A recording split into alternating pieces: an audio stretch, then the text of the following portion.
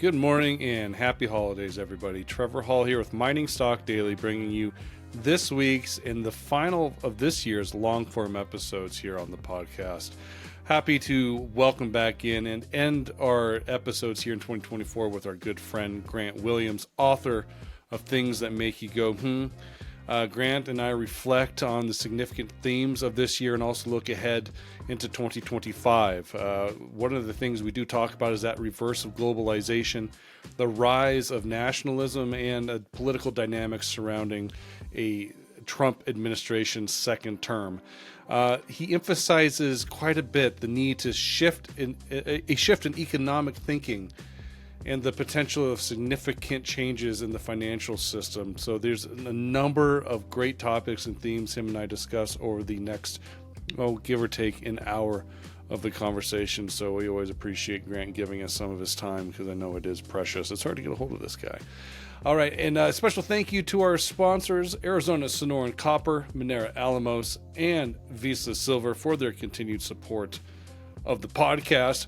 Let's jump into my conversation with Grant. You can listen to that conversation. Then I'll be back at the end of the conversation, the end of the episode, with a few parting words and also a tradition we like to do here in the final episode of Mining Stock Daily every year. All right, here's myself and Grant Williams. Enjoy the conversation.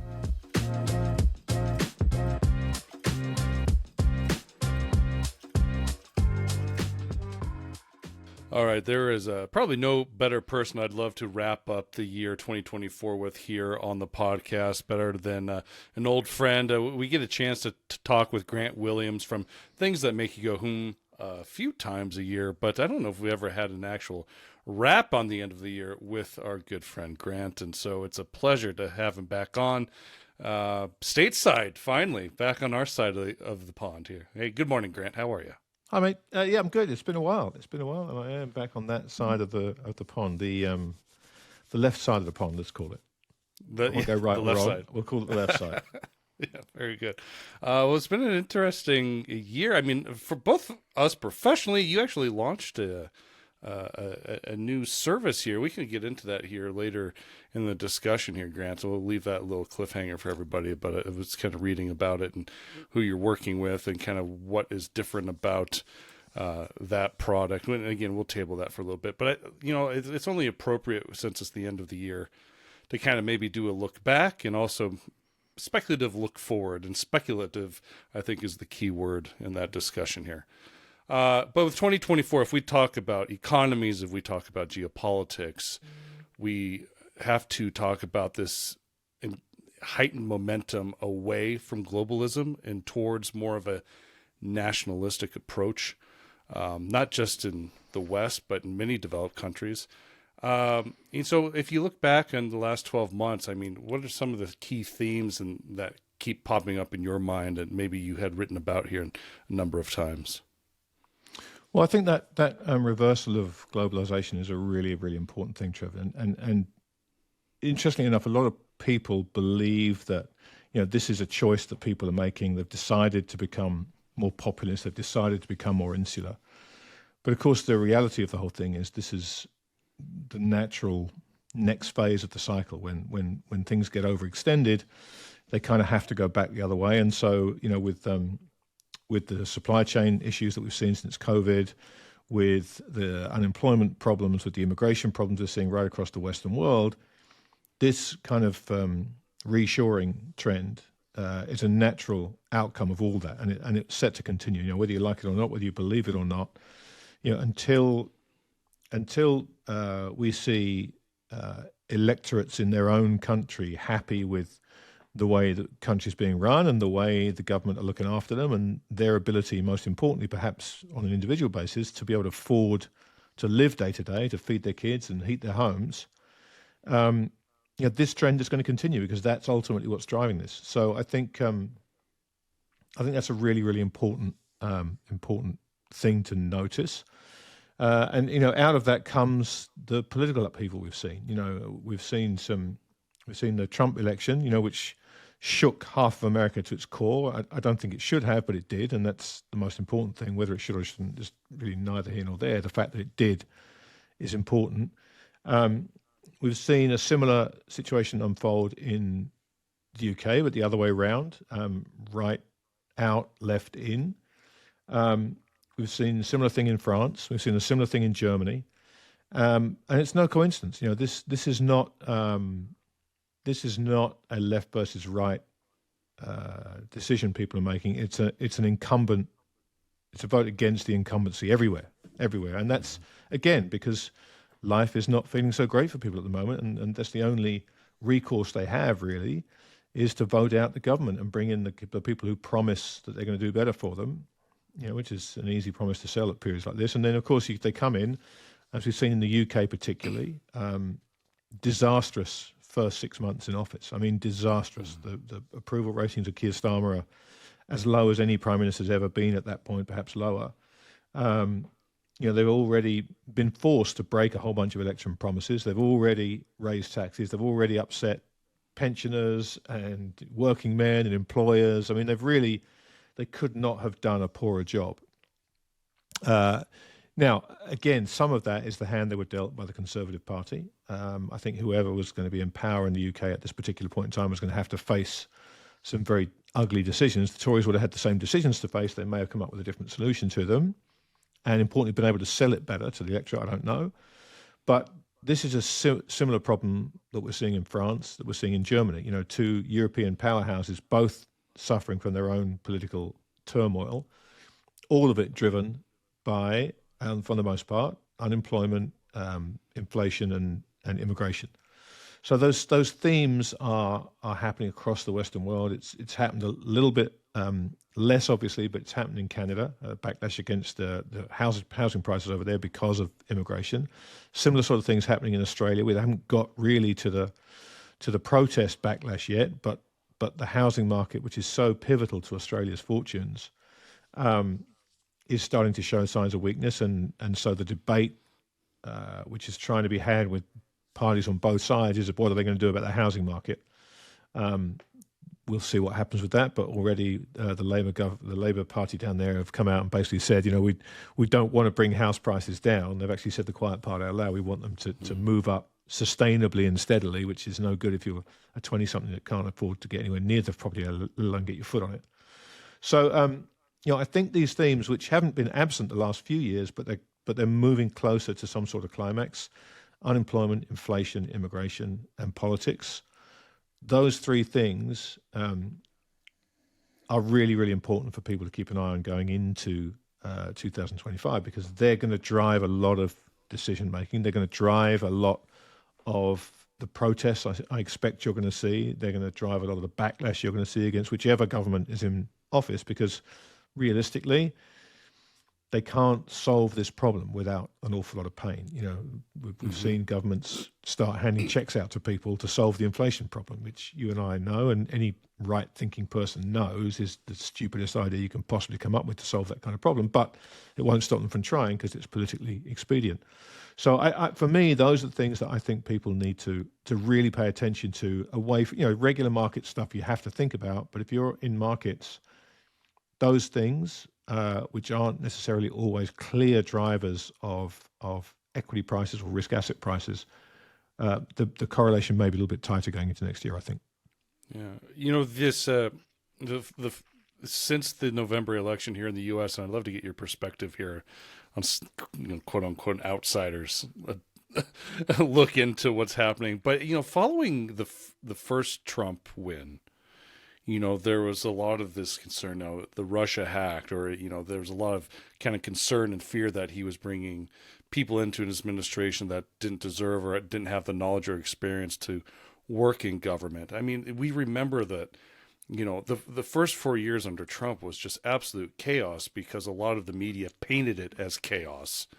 And things that were, these conspiracies that, a lot of the mainstream media were kind of planting within the U.S. psyche that just, was blatantly not true. As long as it went, people realized, this is just a complete hoax and it never happened. But now that we have a Trump 2.0, we're not seeing nearly as much as that as we did the first go around. In fact, there's almost this acceptance in many ways. We had him ringing the bell at the New York Stock Exchange. last week. We've actually have some of his candidates within his cabinet, are being accepted by much of the mainstream as good hires and good people to be in there. I mean, there's not nearly that chaos that's being painted on this 2.0 Trump administration as there was the first time. And why do you think that is? Do you think why do we have this more aligned acceptance? I mean, of course, there's those on the fringes, who are always going to blast every decision he makes, no matter what. But what is it? Why is it now? Are we saying, okay, this is good? I mean, this is fine. We know what to expect.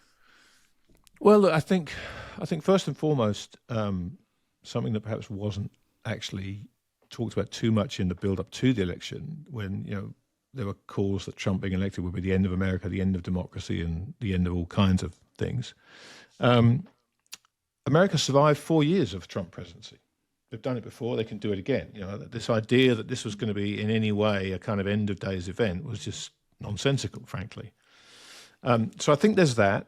I think there's this realization now that, okay, the election's over, and we're stuck with it, but realistically, that whole thing was complete nonsense. America will survive. So there's a little bit of kind of fatigue about the election, weariness about all the hyperbole that was used, and this kind of acceptance that this is what we've dealt with, but we'll get through it, which is very much the kind of mood on the left. And I think, I don't remember in my lifetime seeing a more visible president-elect than Trump has been. He's stepped into the vacuum created by Joe Biden's absence. I mean, he's been an absent president, let's face it, whichever side of the spectrum you fall on.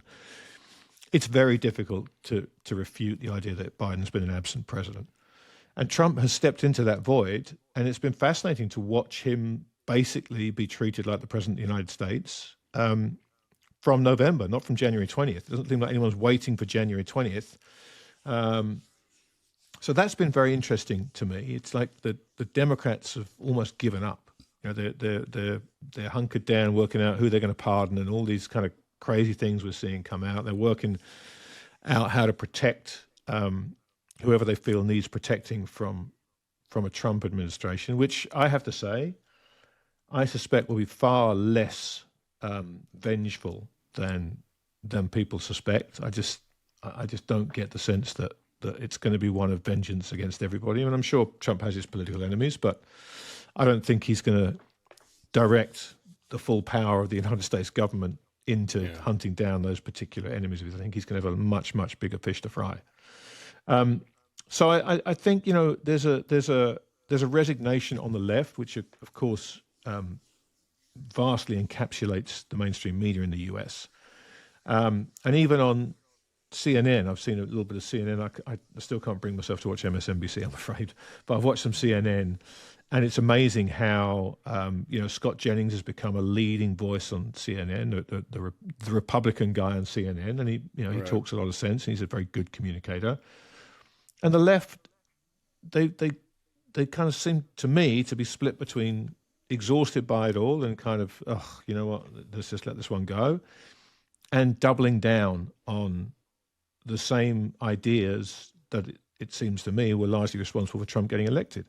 And there's a feel in America particularly that this Trump turn, as I call it, in the cultural mood, in the kind of willingness to challenge what has been acceptable and unacceptable in a growing way over the last sort of 16 years.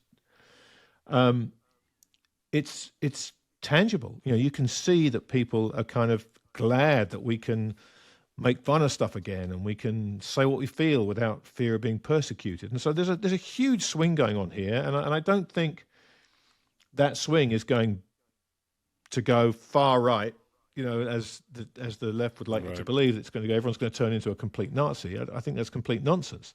This is a move back towards the middle, where America, particularly, which I've been visiting now for 50 years, and it's always been, in my experience, an open, welcoming, tolerant country. And yes, we all know there is a history of racial tension in America, and yes, it's definitely there as an undercurrent.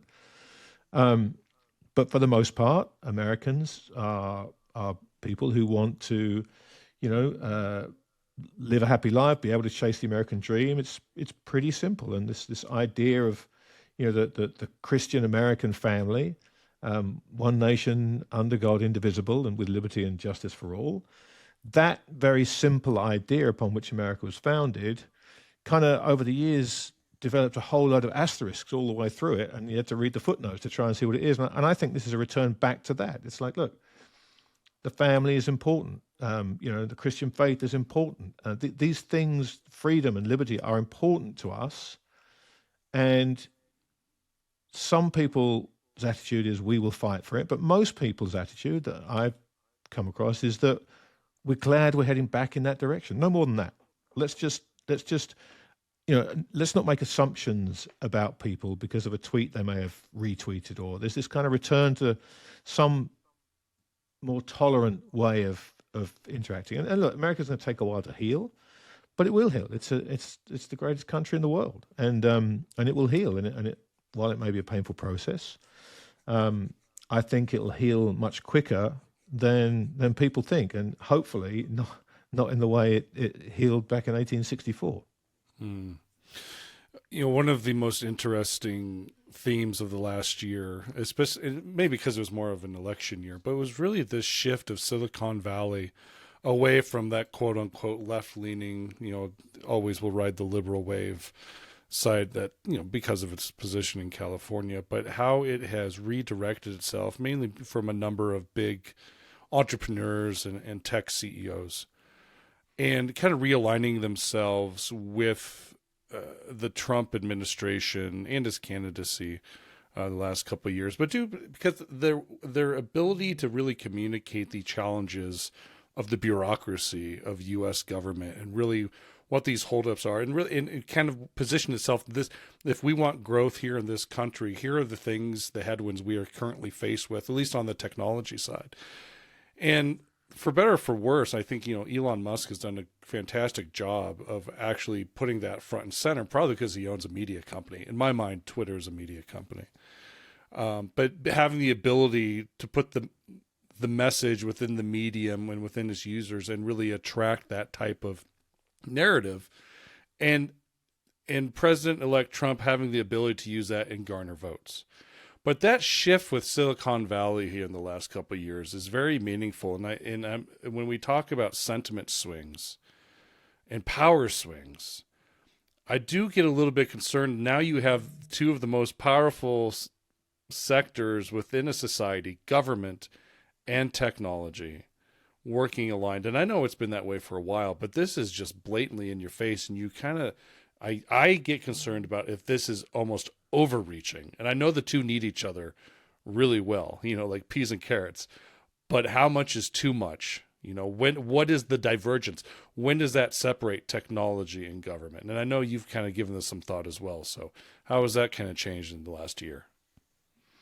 Well, I think pure and simple, this is all about power. This is all about power on both sides. The Republicans realized they needed to harness the power of the technology sector in order to get their message across, in order to, amplify messages on social media, whatever it may be. They realize they need the power of the technology sector behind them, or at the very least, not working actively against them, which, you could say they have been in the past. And I think on the technology side, this is not any kind of great love for the Republican Party. This is, I think, driven by two things. This is we want to be on the side of the winners, and they could see the writing on the wall. They could see that Trump was going to win this election. And I suspect there was a backlash against the incumbent government, the Biden government's kind of reach into technology to try and censor it and to try and control it. And I think the well-reported talks about AI, where stuff had leaked out about the government hearings into AI with a lot of these technology companies, and the fear there was that the government wanted to control AI. So there's this kind of control which has been very, very obvious from the Biden government, this attempt to control an awful lot more, from the narrative to technology to all kinds of things. And I just don't think that powerful technology billionaires like to be controlled by anybody, whether it be left or right. And I would say that the kind of the tie-up between Trump and Musk or Trump and Silicon Valley is one of expediency for both sides. I think at any point in this process, Trump will dump Musk, will dump Thiel, will dump all these guys if it's politically expedient for him to do so, and they will sever ties with Trump if he comes after them with any kind of legislation they don't like. This is purely a marriage of convenience. This is not some ideological crusade about the future of America. Certainly not on the side of technology. That's just complete nonsense. Yeah. What's fascinating, we should go to markets here, because this all plays in with how markets have reacted, and markets started moving higher as soon as the gambling markets decided that Trump was a clear favorite at 60%, and so then the U.S. stock market started trading like it, thinking ahead here. And now that he's won, I mean, obviously we continue to move higher, hovering around those all-time highs. Why not Tesla with Elon's position within the incoming administration? So that has obviously been a big trade, and that shouldn't be of much surprise. But the markets are showing weakness here as we begin to wrap up the year.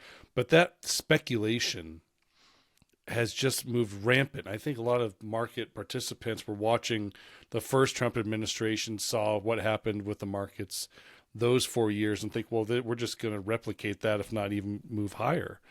But there's a concern here, and I don't know how much more is left with momentum, with the speculation, because I mean, fever within, crypto and even just general tech stocks have just it's getting a little much. And so, I don't know what my exact question is, but it's just maybe more sentiment here, Grant, as far as, have we gone too far too fast?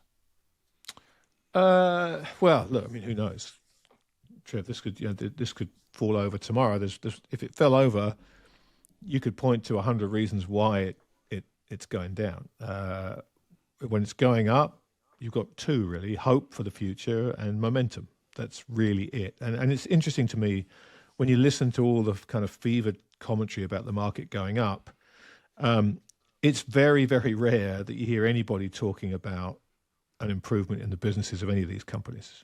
It's all about momentum. It's all about the Trump trade. It's all about things that are completely existential to the business operations of the companies that make up the S&P 500 and the Dow Jones 30. It's nothing to do with that. And so that's where we are. Right now, the markets are not doing anything based upon how the underlying businesses of the companies that fill those indexes are doing. They're just not. And that's fine. If you recognize it, that's okay. You understand it for what it is. And anytime a market gets extended the way this has, and it's got nothing to do with fundamentals, it's got nothing to do with much better earnings. In fact, if you look through just about every index in outside the Dow Jones, which is just too narrow, you'll see the majority of stocks are actually falling. We've still got this tight group of leaders going up. We're seeing the MicroStrategy inclusion into the Nasdaq 100, which I can't help but laugh about. You're seeing a lot of this momentum stuff going on, but it's not built upon improving business conditions. And ultimately, that will tell how this ends. Is when businesses start to not only fail to expand enough to justify the increase in multiples, but perhaps, God forbid, their businesses start to deteriorate. Then suddenly the air pocket between price and underlying real value becomes a gaping chasm, and people will start to react to that. So, this is a fantastic speculator's market. And if you're a speculator, there are so many ways you can get involved, and seemingly on a daily basis, people are finding new and clever ways to give you more leverage around those bets you're making. And it's a great time, if you're a speculator, to be diving in with both feet and playing around and hopefully not losing money you can't afford to lose. If you're an investor with a long-term approach, it's a much, much trickier landscape. Do you risk getting pulled into a market that is fundamentally overvalued and you really shouldn't be buying? There's that great story that Stan Druckenmiller tells about back in 1999, 2000, when he was working for Soros and had these two young guys making money every day in the technology sector, just loving life and whooping and hollering. And he sat out thinking, this is ridiculous. It's good. This is just can't be justified. And then he just couldn't take it anymore. And he lost $1 billion of Soros's money, in a very short period of time. When he retold the story and he was asked what he learned from that episode, he said nothing. I knew I shouldn't have done it, but I did it anyway. So that's where a lot of people are. If you're an investor, it's a tough environment because you know that this will likely end in tears because you're not generally, if you're an investor, equipped with the kind of cat-like reflexes you need to be a speculator. But sometimes right at the very end, you just throw your hands up in the air and say, I've got to get involved. And that feels like roughly where we are now. We're at that phase where people are capitulating and people who wouldn't normally get involved in something like this are either seething because they've missed out or they're being pressured by investors or shareholders to get in. And it's got that real feel about it now that if you're not in, you're out, and you better be in. And that normally is a pretty good sign that we're within cooey at the top. Did you happen to see the video? I think it was last week. It was published on YouTube. This commentator published a video with the title "Are We at Max Stupid?" Did you happen to see that? I didn't. But I'll have to. I mean, it's brilliant, and he does a really good job of 20 minutes, like starting out with the Max Stupid, with the tulip mania, back in the day, and really replicating that to where we're at with not only meme coins, but also he mentions MicroStrategy, a company that lost over $400 million last quarter from its quote unquote backbone of business, software development, lost money, but yet is still trading at a premium to the Bitcoin it does own. And so it's just, I'll send it to you. I mean, it's a great video, but also with these speculative meme coins, the Hawk coin losing 93% of its quote unquote value in a matter of hours. I mean, what possibly, who didn't see this coming? Well, we saw it. We saw it 2 years ago. We're back where we were 2 or 3 years ago. It's not like you have to read a history book to recognize this. We've actually seen it. If you're a 15-year-old investor, you've had a chance to live this already. It's this is not ancient history. Yeah. Well, somebody who has seen a number of cycles that is going to have a prominent role as the most likely incoming Treasury Secretary, Scott Bessent. Speaking of Soros, he was an investment officer under Soros. I think it was back in the 80s, if I remember correctly. I might be wrong. But he has come out with this 3-3-3 plan, aiming for 3% economic growth, reduce the deficit to 3% of gross domestic product, and increase oil production by 3 million barrels. The oil production kind of throws me off coming into as an incoming Treasury Secretary, but I'm sure they all work together hand in hand. What might he need to do differently if he is to have this 3-3-3 goal? What is he going to have to do differently that his predecessor, Janet Yellen, didn't do? Well, look, I think he's going to be hamstrung by circumstances, like all Treasury secretaries are. This time, however, the problems are particularly acute because things have gone so far. Look, we're talking about a great rescue plan for America to get the deficit to 3% of GDP. I mean, sorry, I don't mean to laugh, but it's kind of crazy, right? But that's where we are. That's where we are. That is my great plan: is to get the deficit down to 3% of GDP. So look, we know what he's going to try and do. I would think of those, the oil one is the easiest to achieve. Trump's already said that he's a drill guy, and so they're gonna roll out permits and they're gonna allow people to drill and they're gonna get the oil side of things moving. And so that to me seems doable. The deficit reduction to me is going to be the sticky one. Particularly given where it is and where the CBO forecasts are for the next, where are we? Next 6 years out to 2030, they're talking basically 8-9% deficits as far as the eye can see. So that to me is going to be a very, very difficult ask. Can you get 3% growth? Well, possibly, nominally. If inflation starts to crank up, which if they keep cutting rates the way they are now, it probably will. There's a story to be spun there if you get nominal GDP to 3%, with 4 or 5% inflation. There's at least a tale to be spun there to the people it matters to, which is to say the electorate, and of the electorate, the vast majority will take at face value the fact that, oh, great, they're not going to make distinction between nominal and real. They're going to go, great, well, GDP is up 3%. We've got 3 million more barrels of oil coming online. 2 out of 3 ain't bad. So that I would think is going to be the most likely outcome. I mean, if he somehow manages to tick off all three of those, then hey presto, good on you, Scott Besson. And I should say at this point that I do not know Scott Besson, and I haven't met Scott Besson. See, most people in the financial industry seem to have done. The closest I can get is I've got some very good friends that do know him very well, and they've got nothing but good things to say about him as a character and as a potential Treasury Secretary. So I think he's going to go and do the best job he can, and I think he's certainly of the candidates the right man for the job. But I do feel as though circumstance is going to be a huge driver of the results he's able to achieve. Yeah. We spoke with Michael Howell last week really about the amount of supply of short-year treasuries that came in under Janet Yellen, and how that gets extended to the 20, 30 years.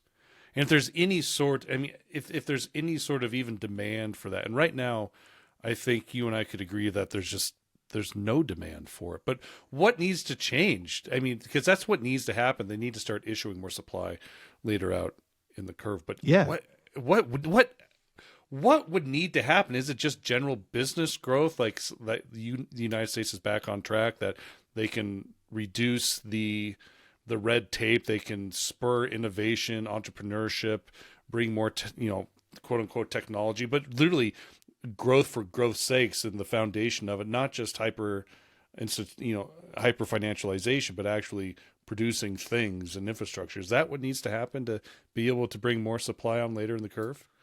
Well, look, I think if you can find a government in history that didn't promise they were going to bring growth and improve business, and we've got different ways of doing it, but the outcomes are always, or the ultimate aims are always the same. And every government, no one comes and says, look, we're going to cut growth and increase Social Security and run up the deficits. No government ever says that. So let's put aside what the aims of the administration are, what the aims of the Trump government are, because I think they're common to everybody. The US fiscal situation is starting to matter. And look, it's been out of control for a long, long time now. The difference is it just hasn't seemed to matter to people. And it starts to matter now, particularly with these forecasts of 8-9% deficits out for almost a decade.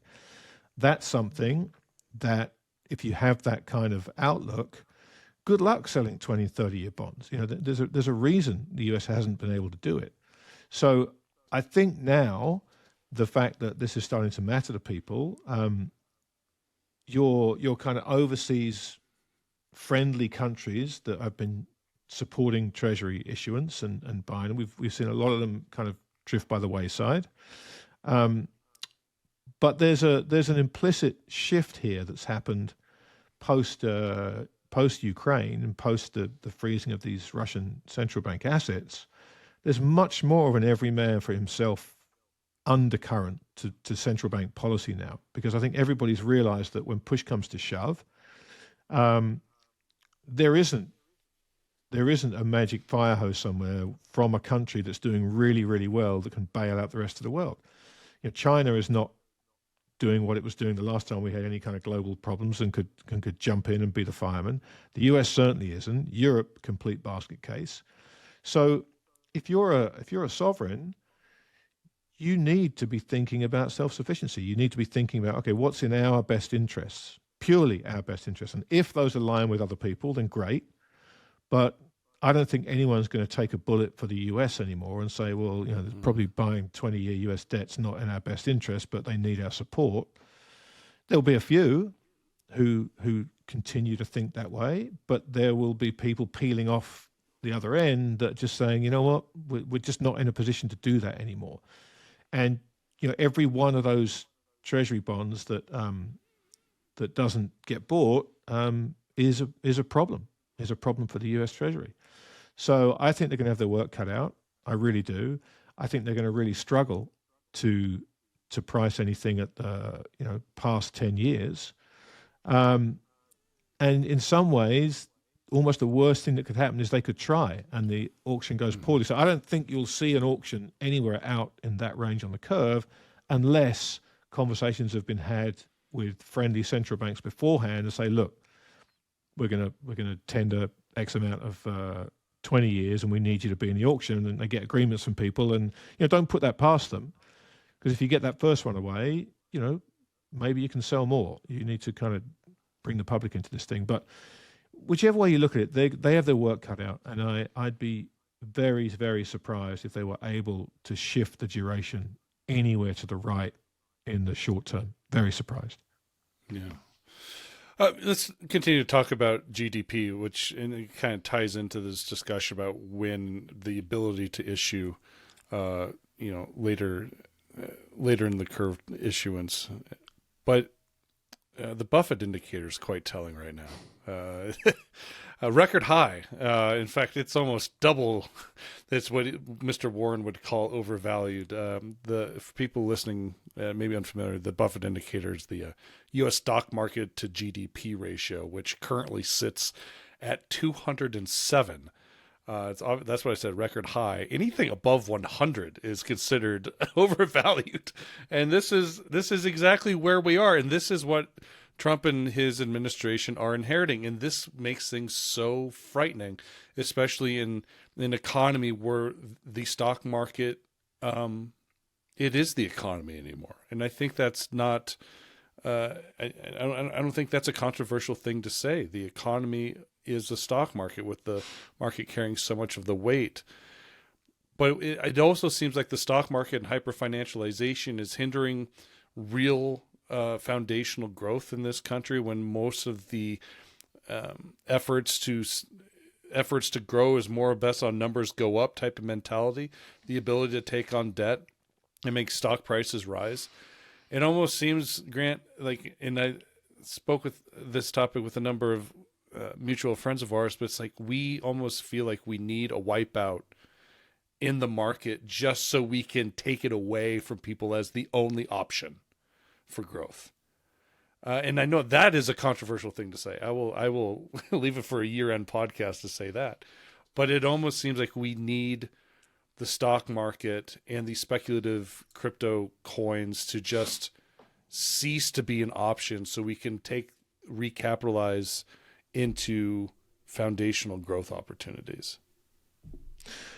Well, that's one of the dangers of your narrative over the post financial crisis is getting more people into the stock markets and getting more people taking risk, which has been the aim of Bernanke and Yellen and Powell, has been to increase the risk appetite of people, because that drives animal spirits, and animal spirits drives the stock market higher, and then the trickle to wealth effect. But we all know how that all works, and they've achieved it good and hard. And now, to your point, they've created a whole generation of people who expect the stock market to go up. This is not this idea of disclaimers about the value of stocks can go up as well as down. Not to this cohort. They have become completely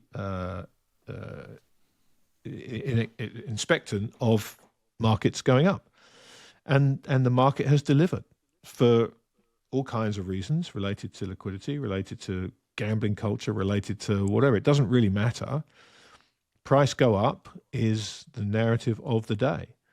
And so how do you now, having created that, how do you take that away from people? Because if you do, the experienced investors in the crowd will take it in stride and see it for what it is, and it's an opportunity to buy stocks at cheaper valuations.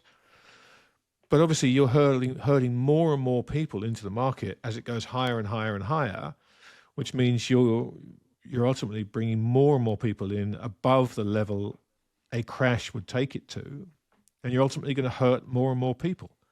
So,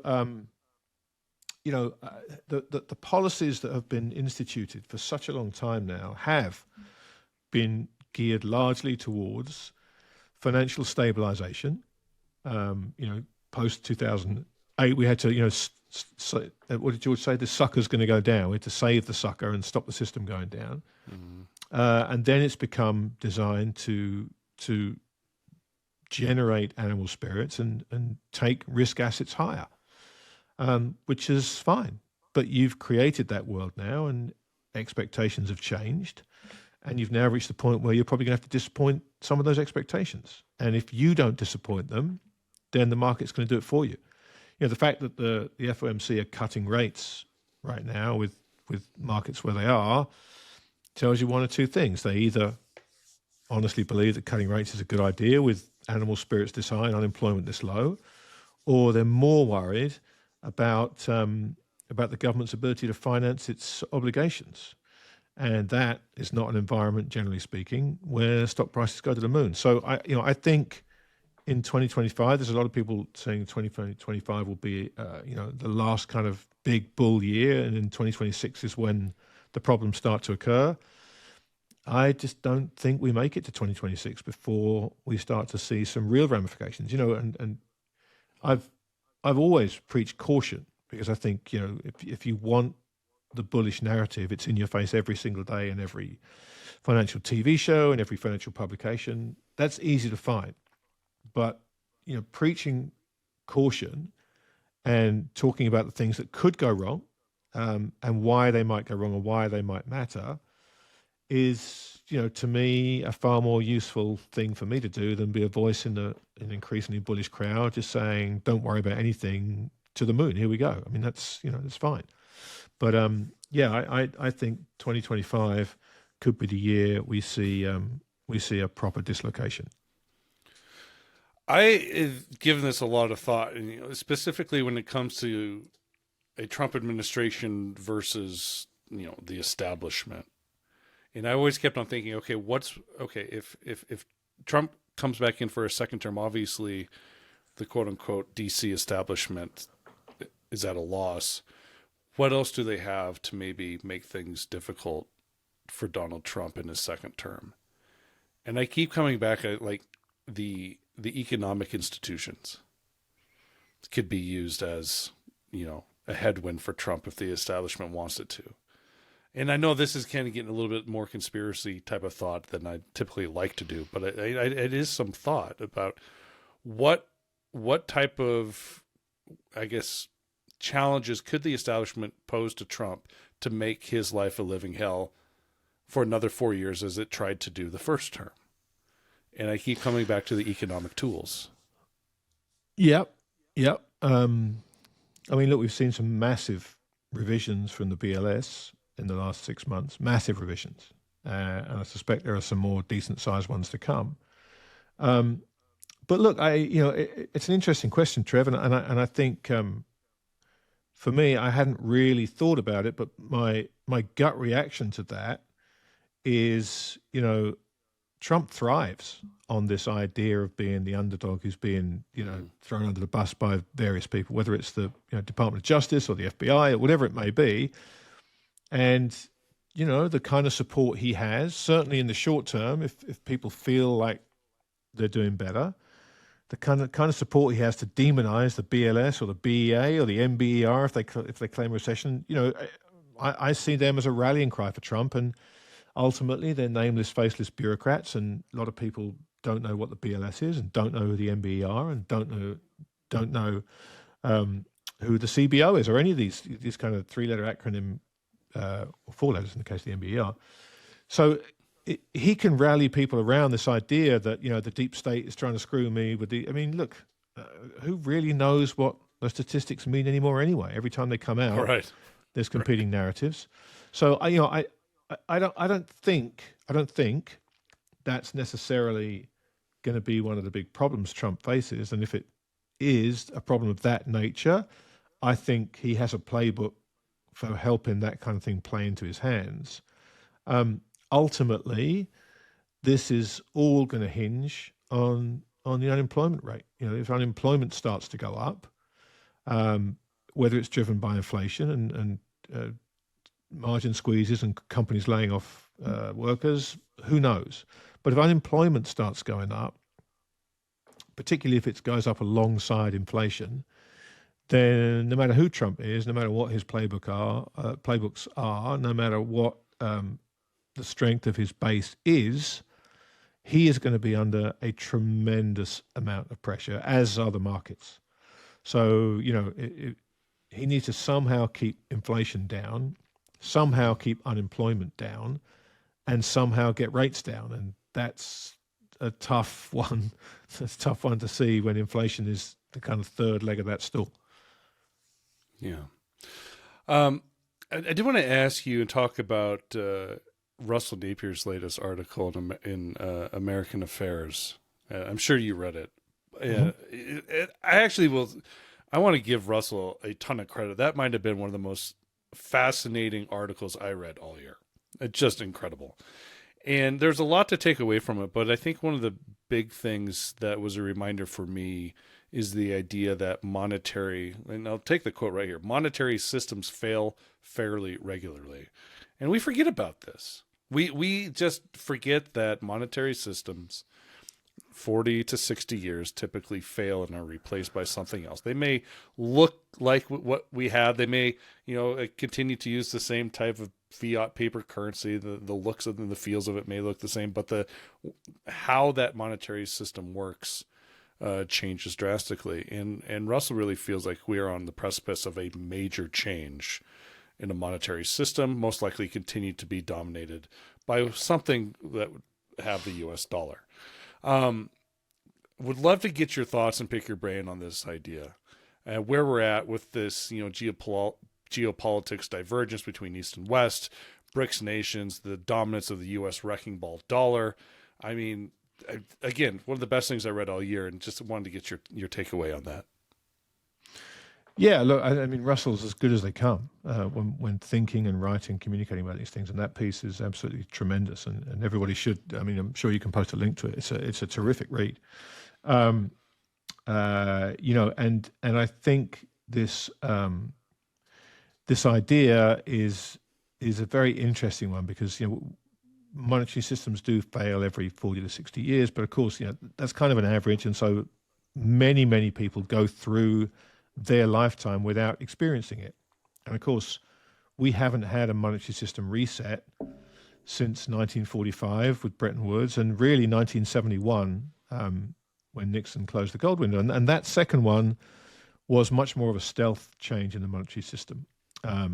It changed it fundamentally, but not in a way that is readily understood by people because, the currency FX rate between the Deutschmark and the pound shifted dramatically, or there was some kind of balance of payments reset. This was much bigger than that. This severing of the connection to gold, and so I think Russell's absolutely right. I think ultimately this monetary system will fail. It will come as a huge shock to the vast majority of people, and no shock at all to people who've kind of read monetary history and understand this is just the nature of things, because with each of these monetary systems, we ultimately end up in the space we're at now, where if you have the ability to create too much money, guess what? You're going to create too much money.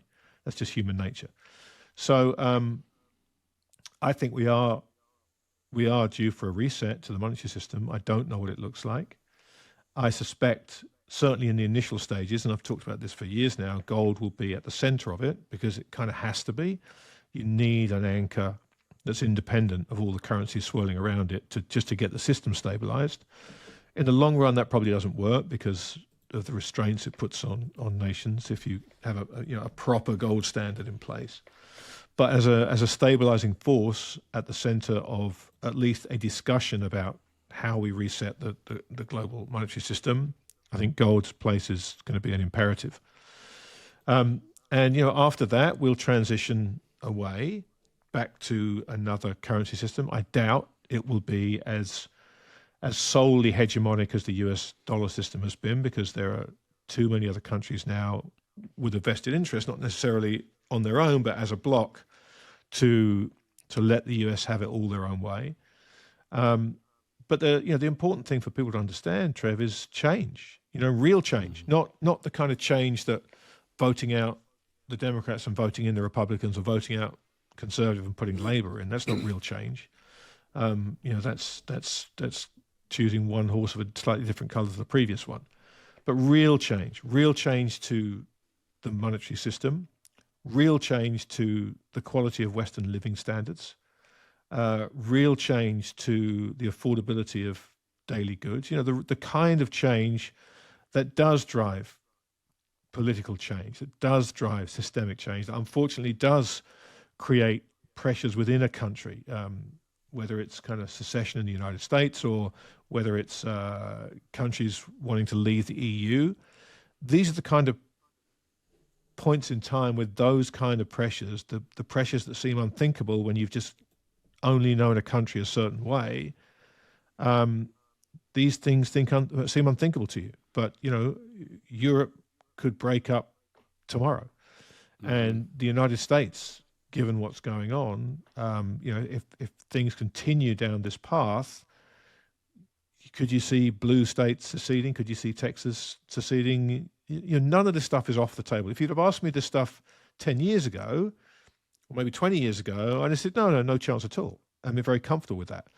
I'm not saying it's going to happen, but I could not say with any degree of comfort or certainty that there's a 0% chance it happens. And in fact, I had a fascinating conversation with my good friend Stephen Wilkinson recently about this. And he, after doing a lot of historical research on this stuff, he believes that we are, alongside the land cycle and the war cycle and the stock market cycles, the Kondratiev waves, and all these overlapping cycles that kind of meet in various places, the big one that he's watching is he thinks this may be near the end of the nation-state cycle. So this idea that the nation-state is the right formation for mankind to organize themselves under could be coming to the end. Do countries go back to much smaller countries, to regions that are autonomous? And this is such an interesting idea to think about, because it's not new. It's how things started, and we're quite happy to talk about resetting all kinds of things.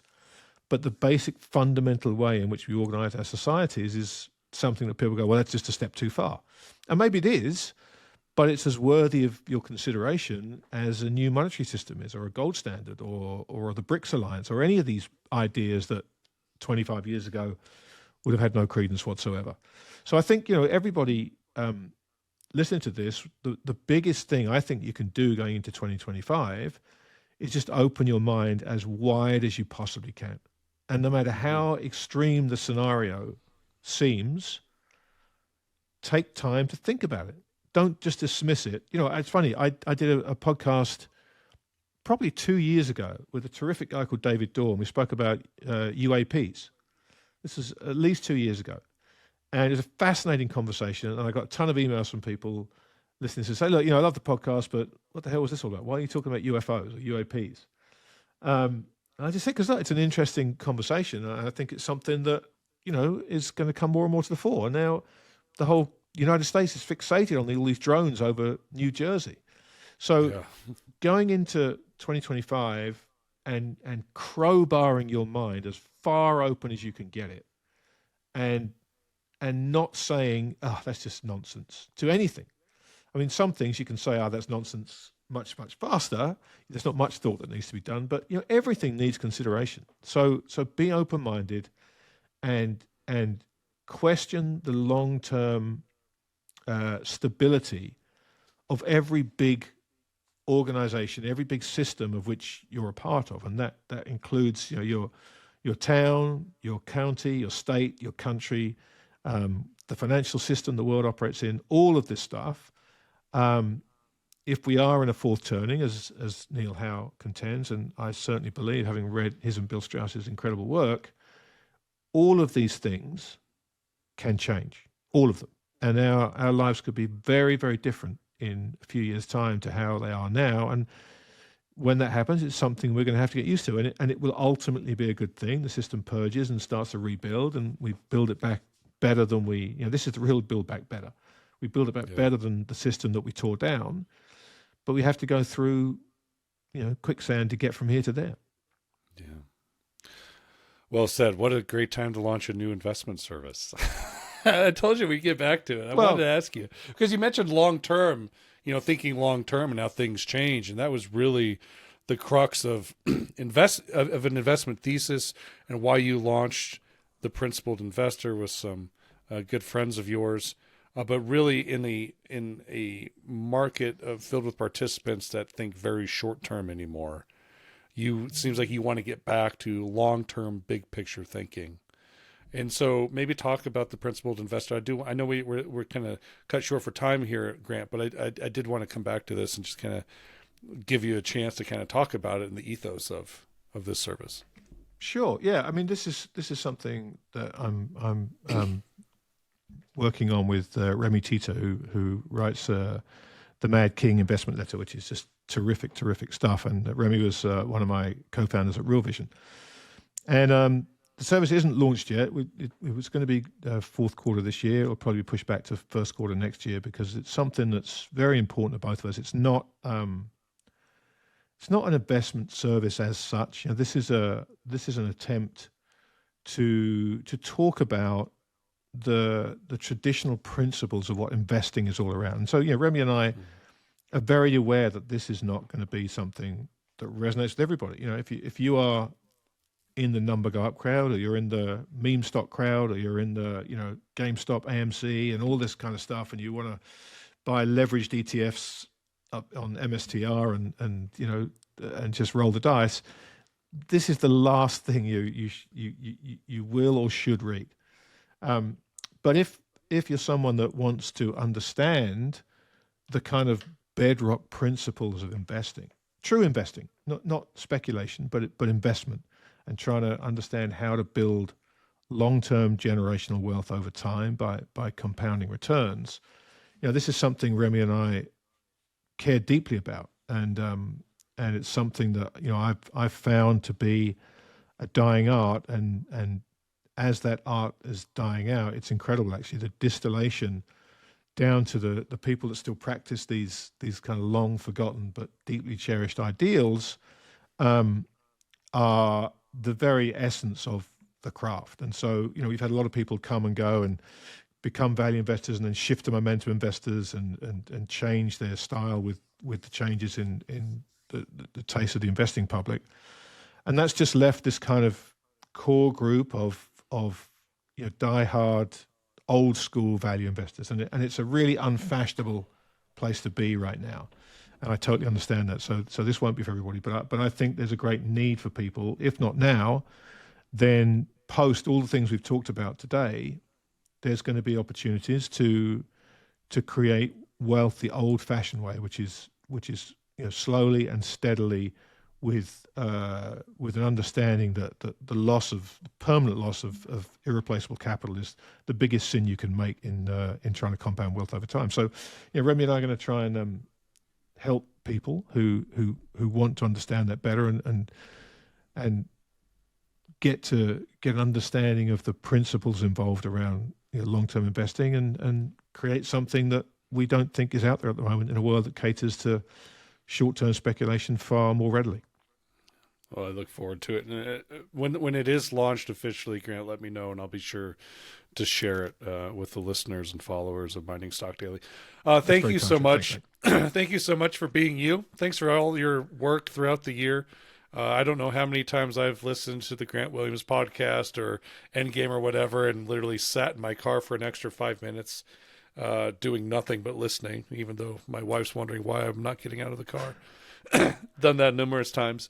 But so many times I've sat and listened to your work and I've gotten so much out of it.